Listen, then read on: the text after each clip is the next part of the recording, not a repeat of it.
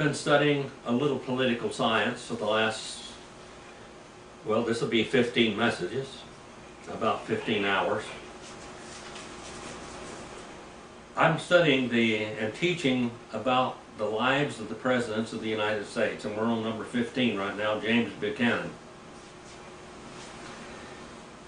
And we always start off by reading the Bible, Romans the 13th chapter, that every person be subject to the governing authorities. For there is no authority except from God, and those which exist are established by God. We're talking about government. Human government was established by God. Human government protects the good people from the bad people, supposedly. We're supposed to live under what we might call a social agreement.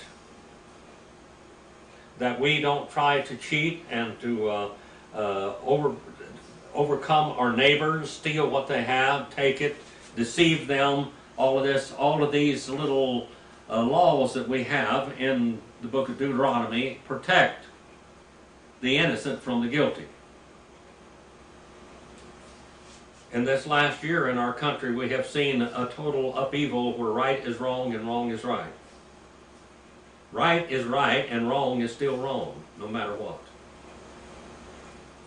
In this message today, in this study, we're going to learn about council culture. We're going to learn about a man that tried his dead level best to preserve the Union.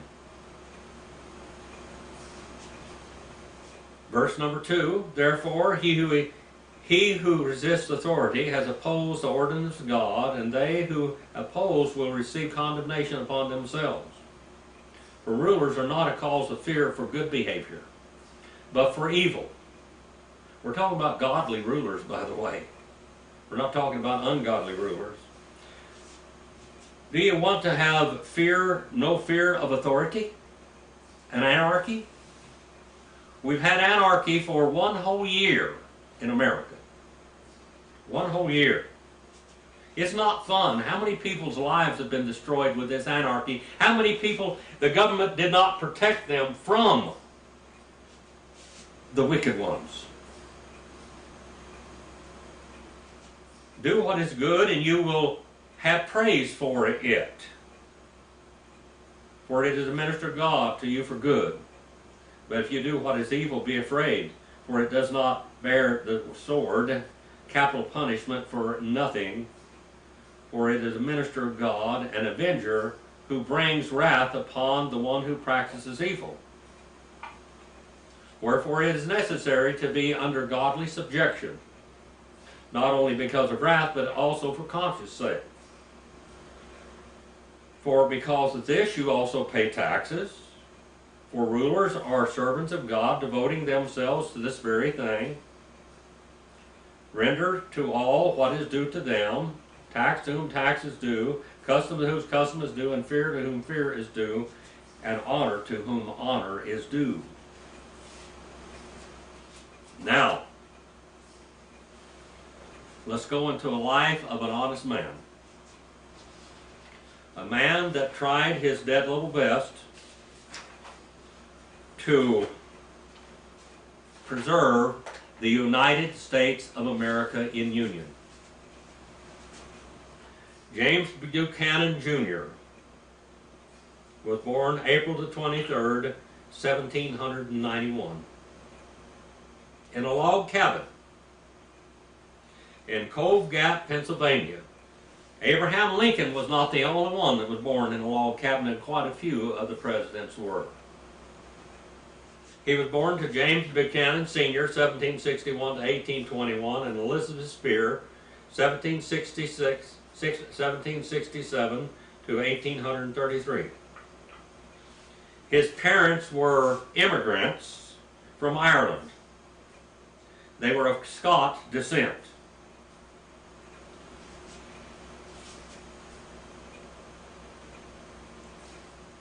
Buchanan's birth, shortly after his birth, the family moved to a farm near Mercerburg, Pennsylvania.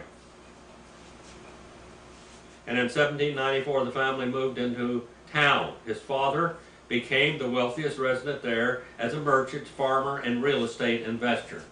He became a very wealthy man. Remember, James Buchanan was born in a log cabin. He attended the Old Stone Academy and then Dickinson College in Carlisle, Pennsylvania.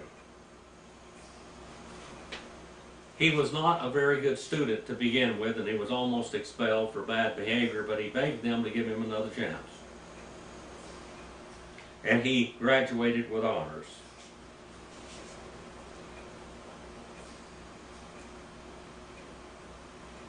In 1809, by the way, 1809 is the year that Abraham Lincoln was born, and that's the year that my great-great-great-grandfather was born, Smith Paul. Later that year, he moved to Lancaster, and a leading lawyer there accepted Buchanan as a apprentice. Matter of fact, back then, actually, do you realize that doctors did not go to college to become doctors? They were apprentices with another doctor. They learned their bad habits and good habits, and medicine was not very good at this time. It was kind of counterproductive. Many of the lawyers moved to Harrisburg, Pennsylvania, the state capital, but Buchanan stayed in Lancaster his whole life. He had a pretty good income. Back in this period of time in 1821, he was making $11,000 a year, equivalent to over $200,000 a year now. He handled many. What? Yeah. Yeah, that's quite a bit of money. He began his political career in the Federalist policy. Now, another thing about Buchanan, he was probably the most qualified man to ever seek the presidency in this period of time. The most qualified man to seek the presidency. Now, I know that the History Channel, a lot of these writers have played him down tremendously. That he had no foresight, that he was a very dull man, etc., etc., etc. Now, I'm going to tell you what he did. He was the 15th President of the United States of America from March the 4th, 1857 to March the 4th, 1861. He did everything that he could do to preserve the Union. He was the 20th United States Minister to the United Kingdom from 1853 to 1856. He was the 17th United States Secretary of State in office between 1845 and 1849. He was Secretary of State under James K. Polk and Zachary Taylor.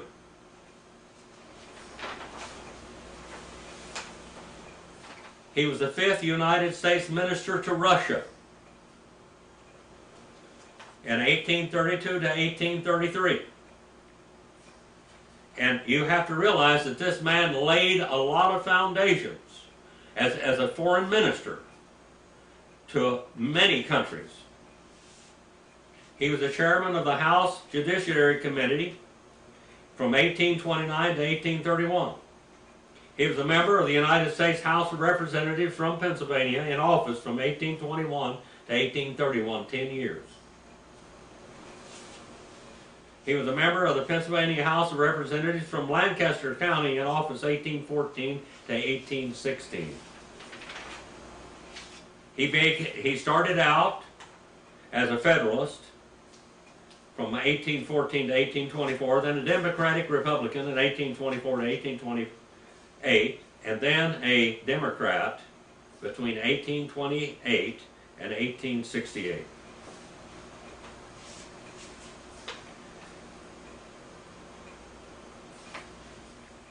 His niece was First Lady, basically, in the White House while he was president. And this man was also in the military service, but not as a general, not as a captain, not as a lieutenant colonel or anything like that. He was a private. Now, privates are the ones that do everything. So this man was a private. He was in Henry Shipton's company of the 1st Brigade and the 4th Division. He was in the War of 1812, and he also was in defense of the city of Baltimore.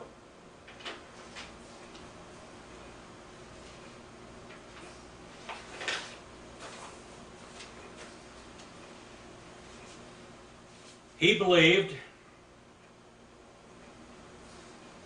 that America was being divided because of a culture that was trying to cancel out the other cultures. Let me say that one more time. He believed that America was being divided by a culture that was trying to cancel out the other culture. And even though he was not a slaveholder, he believed in the absolute necessity of states' rights. Now today, we have a very important situation in history in America where states' rights may become very, very, very important.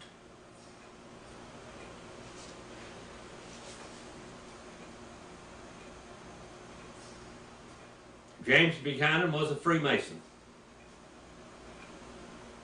He was the master of the Masonic Lodge number 43 in Lancaster, and he was the district deputy grand master of the Grand Lodge of Pennsylvania.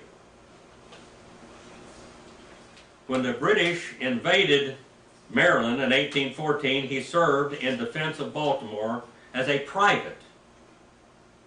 That means he's out there in the ditch. He's out there with a rifle in his hand. The man put his life on the line for us.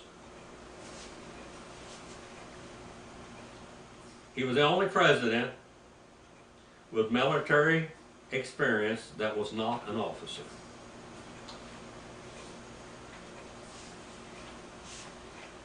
He was a minister to Russia through the Federalist Party.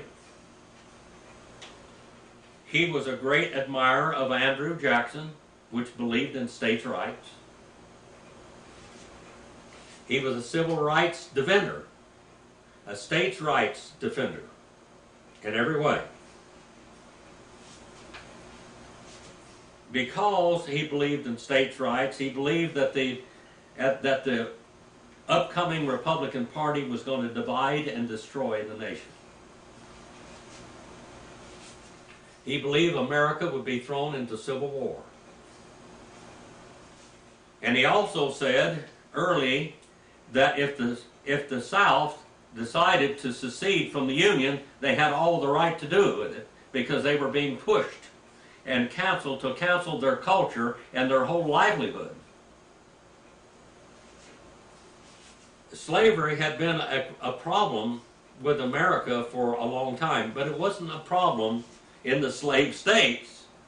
It was a problem that the northern states, the anti-slavery states, wouldn't leave the South alone. As simple as that. Now, I'm not for slavery because I'm an American Indian. I am not white. I'm only 1/32 white, according to DNA. Now, there were American Indians that were slaves in America, a whole lot more of them than there were ever black slaves in America. They exported American Indian slaves as runners and slaves in Europe and France and England and all over the place. The Anglo-Saxon society would not have existed in America if the American Indian had not rescued them. The American Indian were great farmers and had great plantations all in the Northeast and the Southeast also.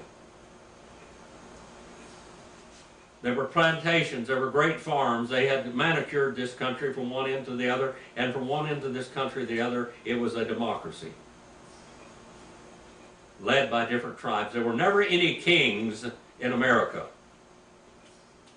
There were not any kings or chiefs in America. There were never any Indian princes. The Europeans tried to make one Indian ahead of a nation, which was not possible because they believed they were total democracies. No man could sign a treaty for any group of people. Every person, man, woman, and child, would sign it if it had been done legally.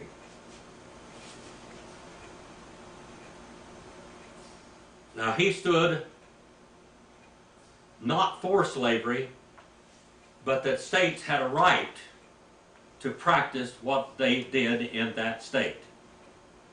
He didn't believe that he believed slavery was an evil, and he said sooner or later it will dissolve, but shall not be dissolved by the federal government. It will be dissolved because states will have that.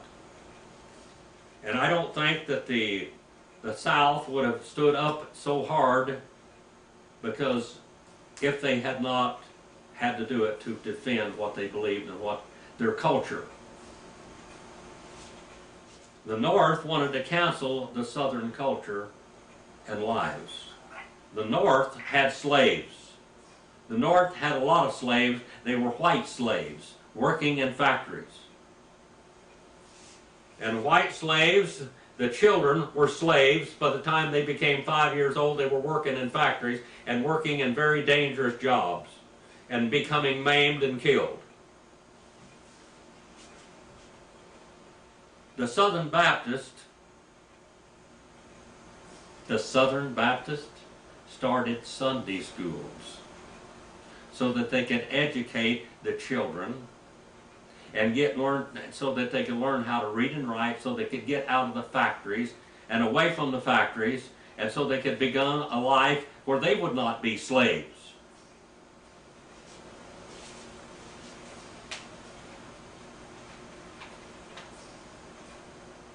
James Buchanan helped Andrew Jackson to run for his presidency. He was a congressman.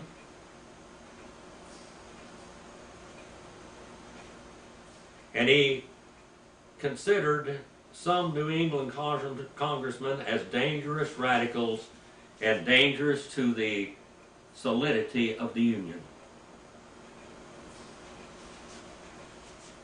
He finally decided not to run anymore, and after Jackson was re-elected in 1832, offered Buchanan the position of United States ambassador to Russia.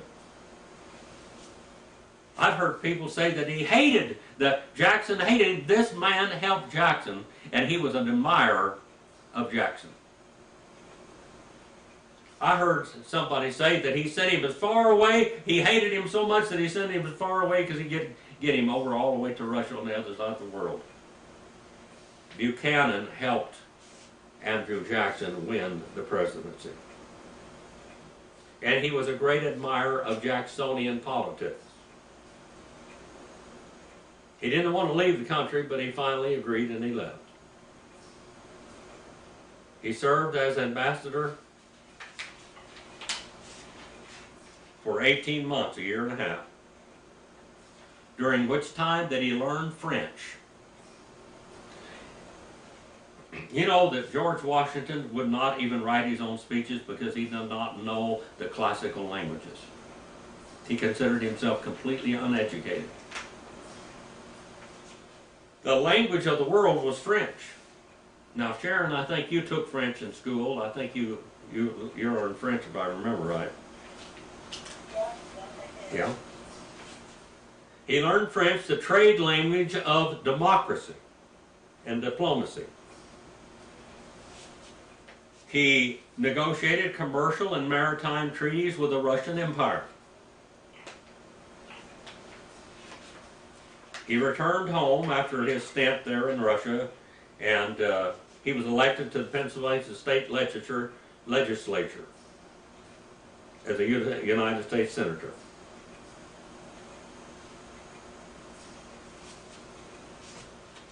a Jacksonian now. This means a follower of Jackson and Jacksonian policies.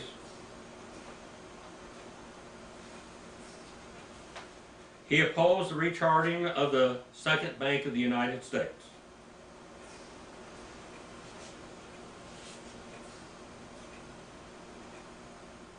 And he backed Jackson from what they might call the bank war.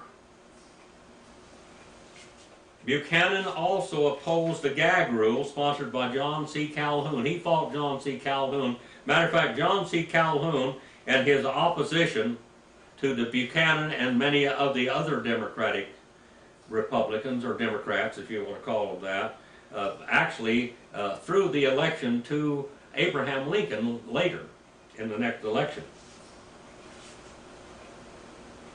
Between John C. Calhoun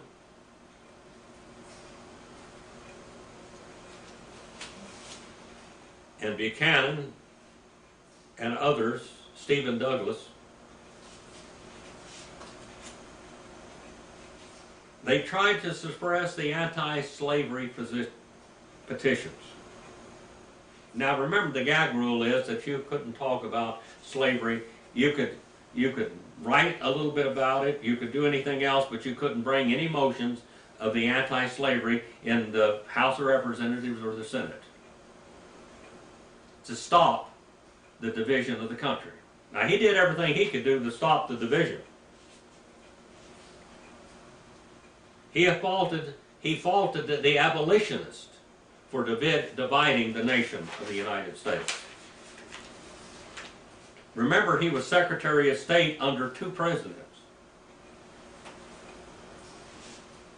He believed in manifest destiny. He believed that America should go on and completely cover the continent of the United States.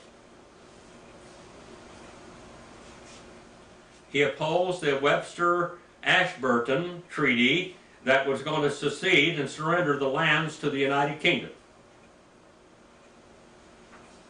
He also argued for the annexation of Texas and Oregon Territory.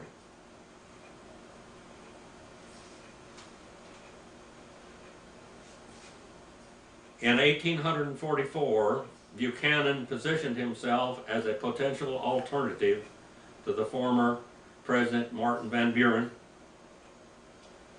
but it went to James P. Polk, who won the election. He was offered the position of Secretary of State in the Polk administration, as well as the alternative serving in the Supreme Court. He accepted the State Department post and served for the duration of Polk's administration in office. James Buchanan and James K. Polk doubled the territory of the United States. Polk didn't do it alone. This man helped him. This man is a not-do-nothing man. This man was a great American hero. He tried his best to preserve the Union.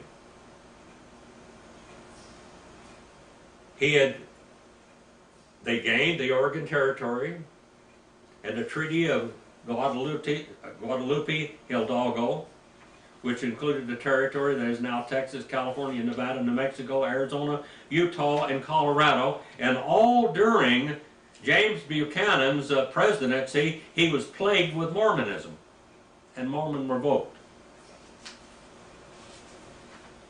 He handled many negotiations with Britain over Oregon and Washington. He believed in compromise. He believed things could be settled except with something else besides bullets and knives. He later advocated for the annexation of the entire territory. Finally agreed to the division at the 49th parallel. And after the outbreak of the Mexican-American War, he advised Polk against taking territory south of the Rio Grande River in New Mexico.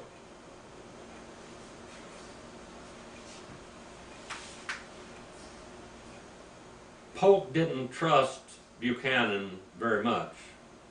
Polk was only to be president for one time. But he thought Buchanan was trying to rival him and shine during his presidency, that he would become the next president. He did quietly seek the nomination in 1848, but Lewis Cass was nominated. In 1848,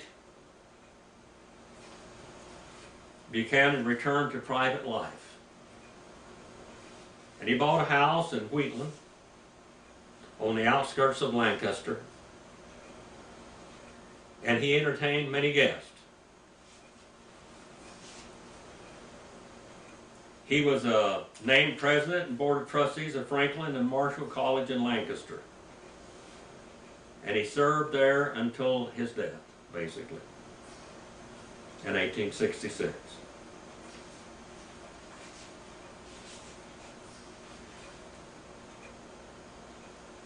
He was known as a dough face. A what? A dough face. Dough face, like dough, flour, dough face. Because he was a northerner, but he represented all the people. He thought a representative ought to represent all the people of the nation as a unit. And he tried to protect the South from the abolitionists of the North, even though he was from the North. He believed that the South had rights, and that every state in the Union was a sovereign nation, so to speak, a nation within a nation. He won the support of many Southern delegates.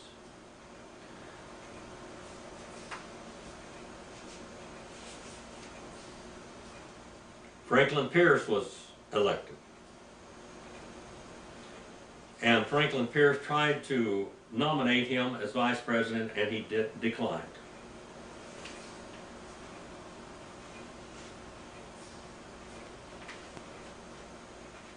During this period of time, Buchanan went to England in the summer of 1853, and he remained abroad as a minister for 3 years. He helped sign the Clayton-Bulwer Treaty,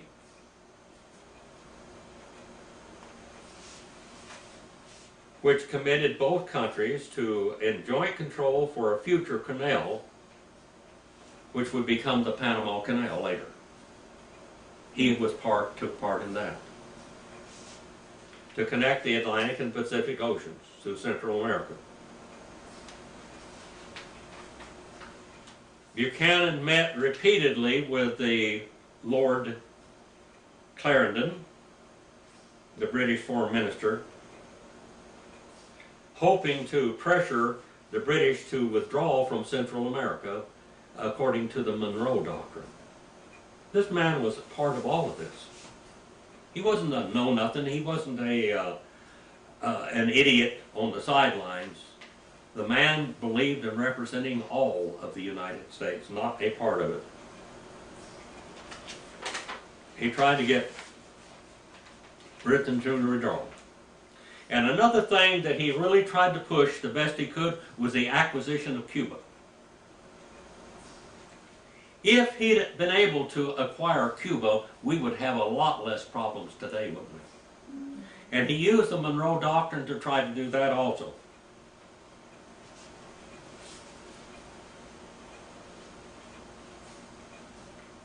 Buchanan, because he was away from what was going on here with the slave states, etc., he was not known to be on one side or the other, the Kansas-Nebraska Act or anything. He was an outsider because he was in Europe all that time.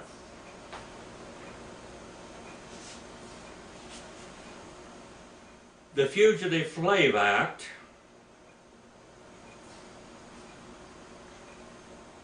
was simply that the North, the abolitionists, would go down and help the slaves escape and they take them to the north, and then they would try to fight for the return so that they would not be returned to the south.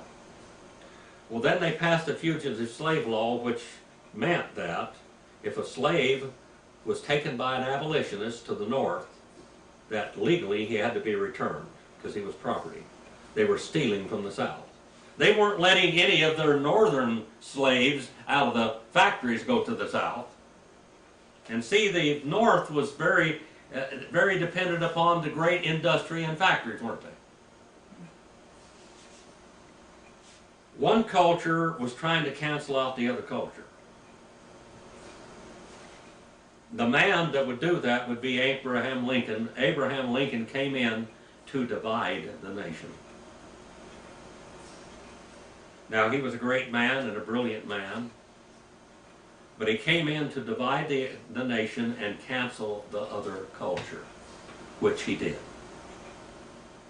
This man did everything he could do to stop that. He tried to call for an end to anti-slavery agitation.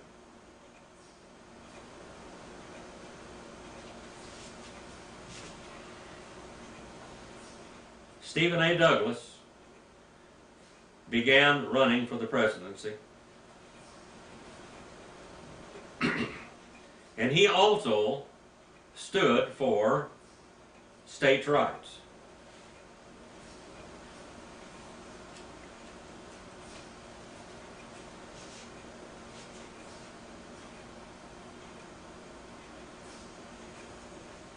John C. Breckinridge of Kentucky would become Buchanan's running mate. When he faced the two candidates that were running against him, Millard Fillmore for the American Party, or the Know-Nothings candidate, and John C. Fremont, which was a total idiot. I mean, we got Fremont populars and all kinds of stuff.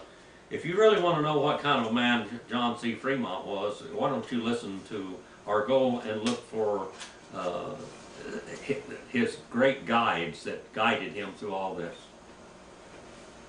Walker, Joseph Walker, said of him, he would call him a woman except that it would disgrace the feminine gender. He said he never saw such an idiot in his life. But he ran for president because his wife's family were highly involved in politics.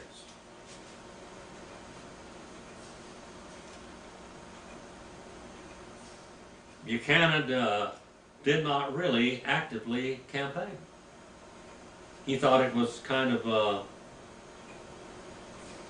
what we might call aggressive for a man to campaign. He would let the chips fall whichever they may.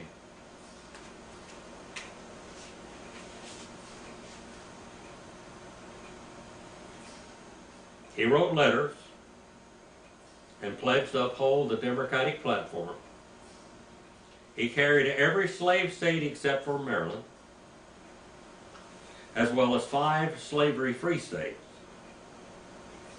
including his own home state of Pennsylvania. His presidency, he won 45% of the popular vote and decisively won the electoral vote, taking 174 of 296 votes. His election to presidency made him the first president from Pennsylvania. Buchanan denounced the Republicans, calling them a dangerous and geographical party. A dangerous and geographical party. They were only representing one part of the country. They were ignoring the other culture. This is what we call cancel culture. We're in that situation again today. It didn't happen just once. If you don't study history, you're bound to repeat it. And here we are repeating this situation again today.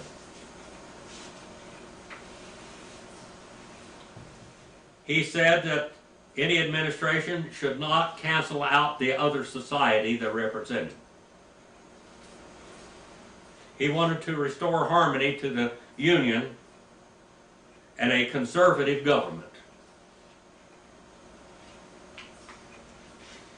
He tried his best in his cabinet to represent all of the states of the Union. Now, it is very hard to please everybody, isn't it? It's very hard to please everybody. He was inaugurated on March the 4th, 1857, taking his oath of office from Justice Roger B. Taney. In his inaugural address, he committed himself to serving only one term, but he was going to do the best he could as President of the United States, all of the United States, not some of it. He was not going to be a sectional president. He was going to be a president of all the country.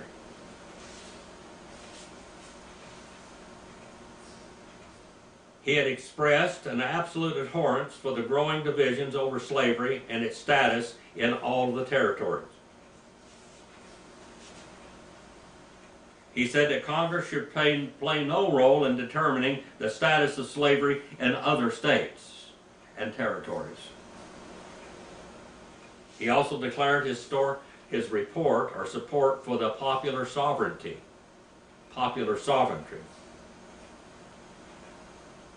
Buchanan recommended that the federal slave code be enacted to protect rights of slave owners in federal territories.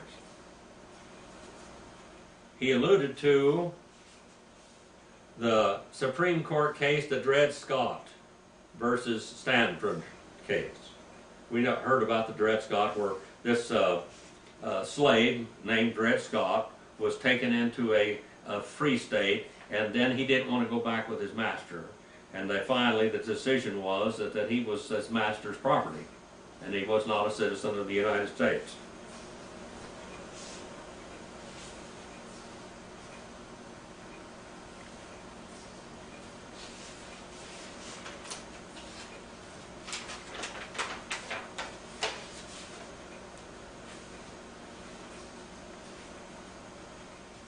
Buchanan sought to establish an obedient, harmonious cabinet to avoid the infighting that plagued Andrew Jackson's administration. He chose 4 Southerners and 3 Northerners. 4 Southerners and 3 Northerners.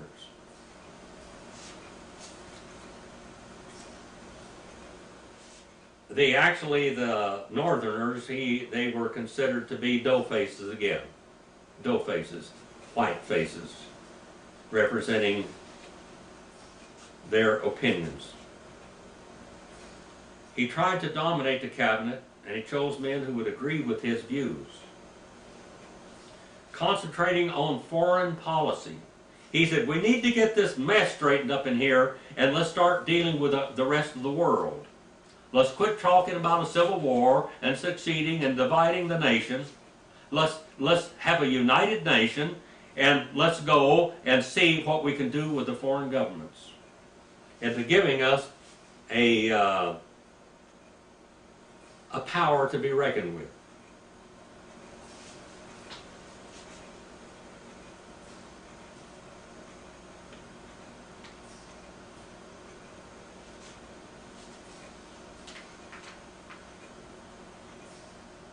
Buchanan appointed one Chief Justice, Nathan Clifford.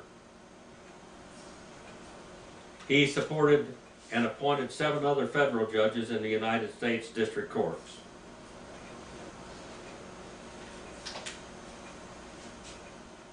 He faced the panic of 1857, where we had a crash, an absolutely financial crash.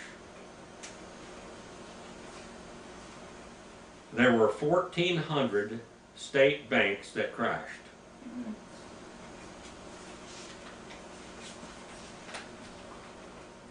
Now, the South, during this period of time, basically escaped from this financial crisis and the increases of unemployment of the North.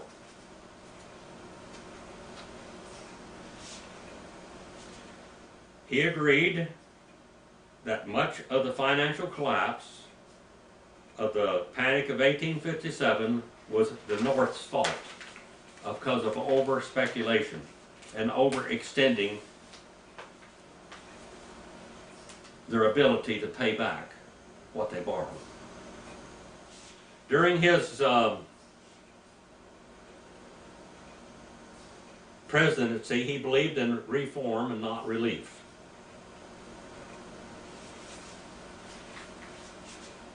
He would not curtail public works, but no other public works would be added. He believed in reducing paper money, because paper money is just a promise. He believed in the real deal, gold and silver. He urged the states to restrict banks to a credit level of $3 to $1, a specie, and encourage the use of federal or state bonds as security for banknotes. He was trying to stabilize the economy.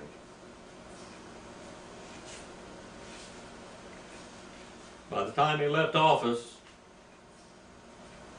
the federal deficit had gone to 17 million. During his time, I said that he had a lot of problems with Mormons in Utah Territory. He had a conflict with the Brigham Young, who had grown increasingly hostile to America. He had his own militia. He wanted to rule his own country. He wanted to have a country within a country. And he was hostile to any federal intervention in his political, religious society.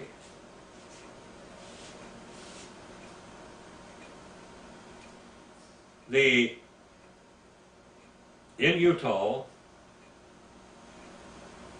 there was a Missouri and Arkansas headed for California, these people, and Mormons dressed up as Indians and slaughtered and massacred them all in what we call the Mountain Meadows Massacre. Now, Buchanan was absolutely infuriated by Brigham Young's militarism and polygamous behavior. Remember, Brigham Young had 75 wives, and he considered himself the ruler of all of Utah Territory. Buchanan considered the Latter-day Saints to be an open rebellion against the United States government. And he, in July 1857, he sent Alfred Cumming, accompanied with the army, to replace Young as governor. They defied federal authority in every way they could.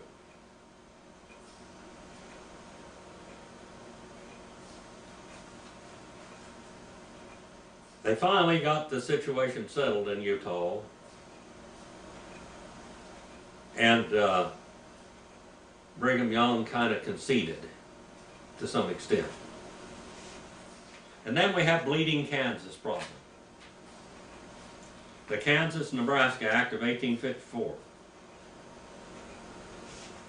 That Kansas Territory allowed settlers there to decide whether to allow slavery or not in their areas.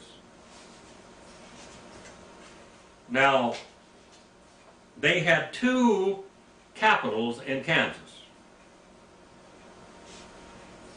Two capitals. The northern abolitionists were there, and then they organized a government in Topeka, Kansas. But the more numerous pro-slavery settlers,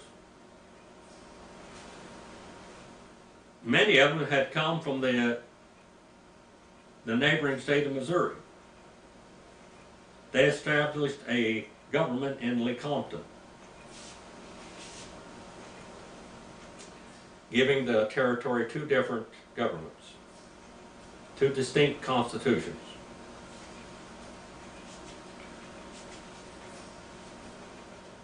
James looked upon and accepted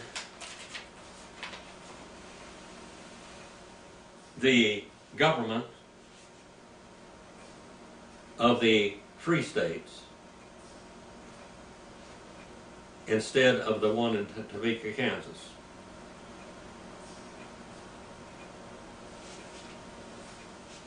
There was a tremendous Kansas conflict. They called it Bleeding Kansas. Now, I want you to understand that John Brown and all of these different people that were starting the Civil War, they were abolitionists. The South just wanted to be left alone and leave their culture alone. And they would sooner or later phase it out on their own.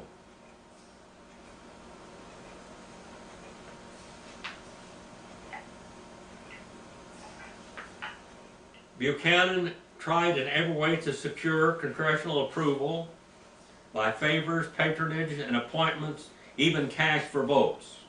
And this wasn't the first time. Abraham Lincoln did the same thing, except to more extent, to more vast extent.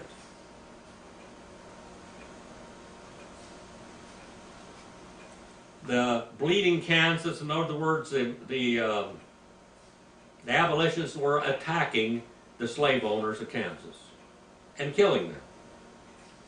And there was a war there in Kansas over whether it would be a free state or a slave state.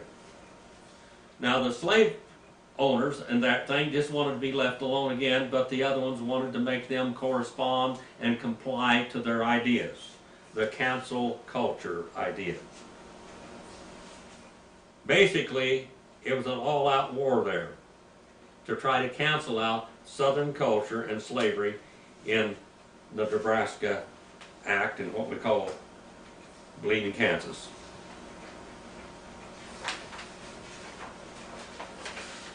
His foreign policy was wonderful. He did everything he could do to protect the United States from other empires. He tried to enforce the Monroe Doctrine in the Central and South American states, and he hoped to renegotiate the Clayton-Bulwer Treaty.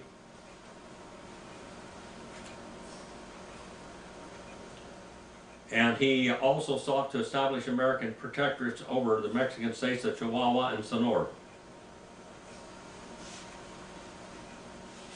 He hoped to achieve a long-term goal of acquiring Cuba from Spain.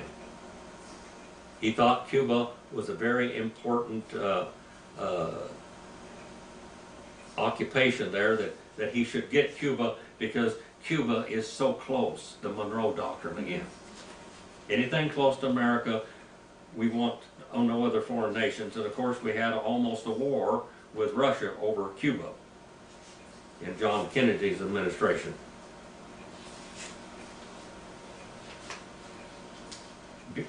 Buchanan's ambitions in Cuba and Mexico were blocked by the House of Representatives. He tried to acquire Alaska from Russia because he had been what? He had been the foreign representative in Russia. And he wanted to acquire it to get rid of the Mormons and put them and make Alaska as a Mormon colony, get them as far away as they could get them. Now, many people don't know that. But the United States and Russia were unable to agree upon a price at that time. In 1858, Buchanan ordered the Paraguay expedition to punish Paraguay for firing on the USS Water Witch. And the expedition resulted in a Paraguayan apology and payment of indemnity. The chiefs of Ratia and Taha in the South Pacific, refusing to accept the rule of King Tamatea, The fifth, unsuccessfully petitioned the United States to accept the island under a protectorate in June of 1858. Buchanan was given a herd of elephants by the King of Siam. One of them he kept at the White House with his other presidential gifts, dogs and bald eagles and a Newfoundland dog.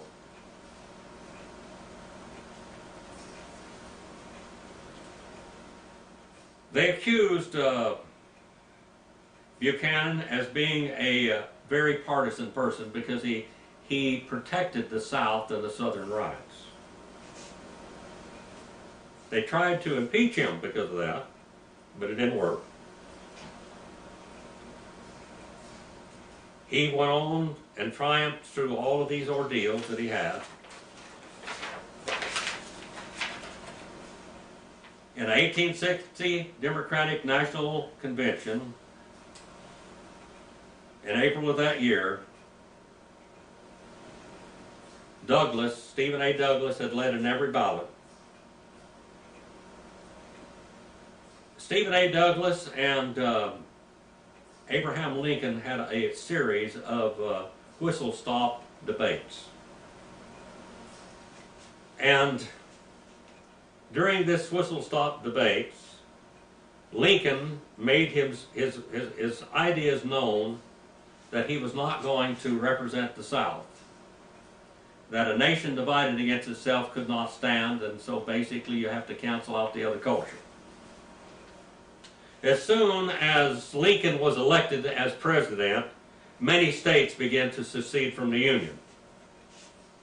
Now remember, in the beginning, Buchanan said that the South had a right to, the southern states had a right to secede from the Union because their culture was being canceled. And they had a right to believe and to practice what they believed.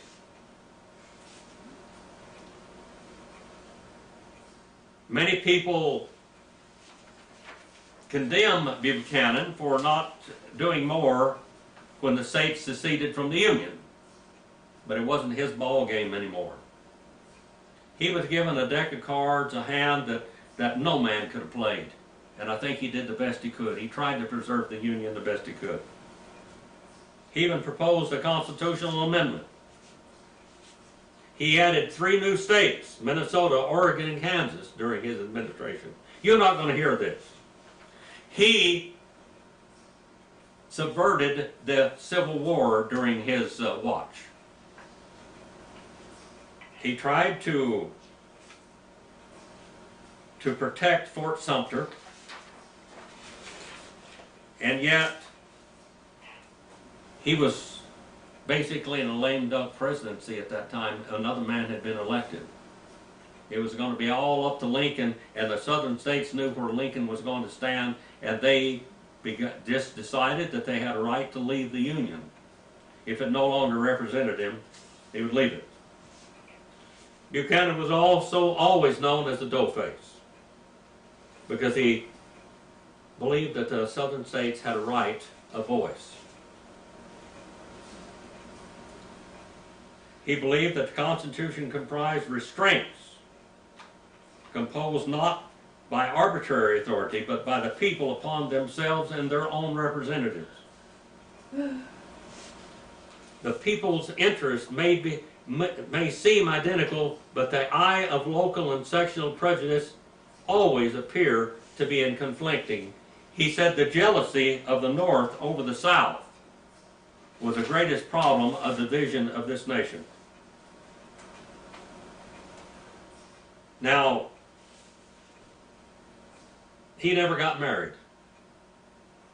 James Buchanan never got married. He fell in love with a woman named Anne Caroline Coleman, and he courted her.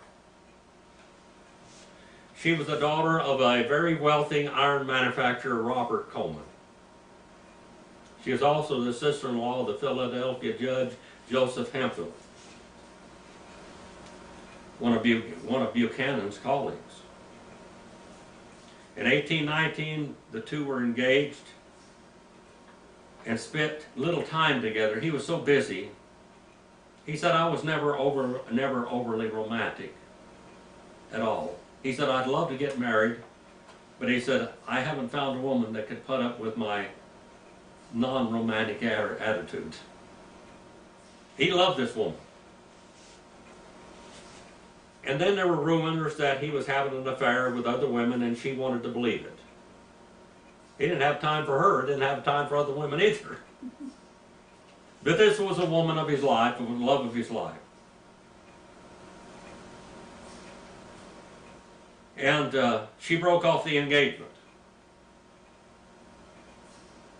And he said, I feel happiness has fled from me forever. I believe romantic happiness has fled from me forever. And he never got married. He wrote her father, she died December the 9th, 1819. She just up and died. I don't know what happened. And James Buchanan wrote to her father for permission to attend the funeral, and he said no, he couldn't. He never courted another woman after that at all. So, I mean, the rumors about that he was having an affair with some other woman were kind of ridiculous, because he never courted any other women after that. He never had another love affair at all in his life. They also accused him of having an affair with James Polk's widow, Sarah Childers Polk, which he probably didn't do either.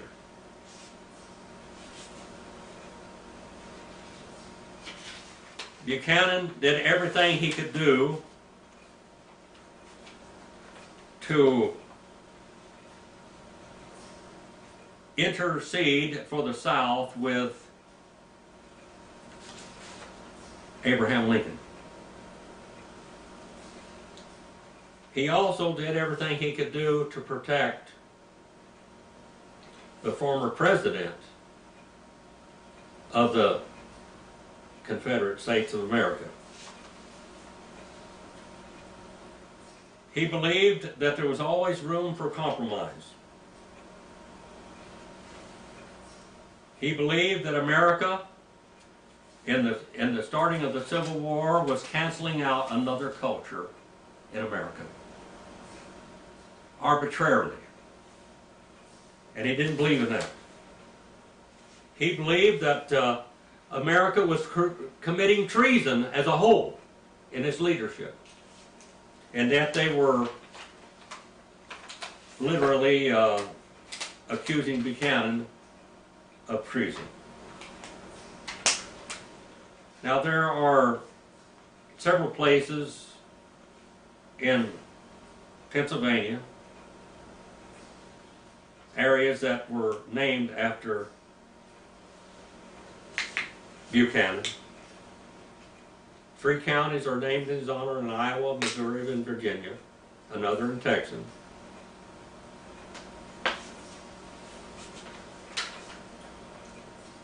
He believed that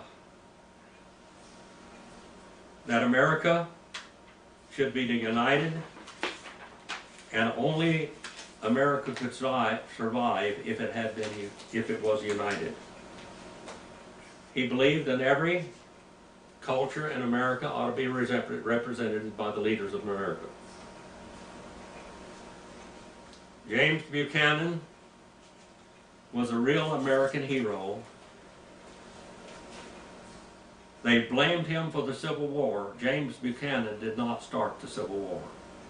The election of Abraham Lincoln started the Civil War, because Lincoln wanted to cancel out the culture of the South. And he did, as we know. Abraham Lincoln was a wonderful, brilliant man and statesman. We're facing a counterculture today. Conservative America, according to the Democrats today, needs to be canceled out and have a one-party system. When Abraham Lincoln became President of the United States, he was dead set on canceling out the Southern culture. He tried to compromise, he said, but he had had so many debates with Stephen A. Douglas, they knew where he stood. And when he was elected, it wasn't anything to do with James Buchanan. It had everything to do with Abraham Lincoln while we had the Civil War. And I'll get into that in the next message. But I want you to understand one thing. Slavery wasn't dissolved in America after the Civil War. There were still American Indian slaves, and there were still slaves in the northern factories. Father, I pray that people will learn from this and learn from the mistakes of men and nations. And Father, I pray that you use this message somehow to build up this nation instead of tearing it down. We have a culture out there that's trying to cancel out all other cultures and all other opinions. Father, it's happened before. And it's happened again. We see a civil war absolutely in the tide. I don't want to see that.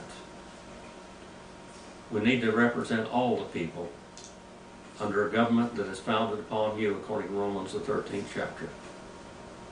Father, please forgive me where I failed you. In Jesus' name I pray.